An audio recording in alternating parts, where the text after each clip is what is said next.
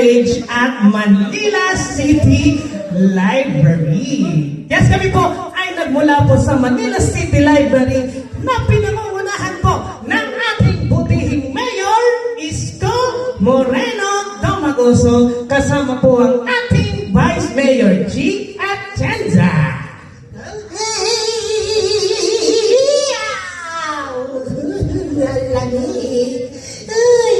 Kuya, nakakatuwa. Siyempre po, di ba, itong Manila Ocean Park ay nagpapaalala sa atin na lagi nating ingatan ang ating kalikasan, lalo na ang karagatan.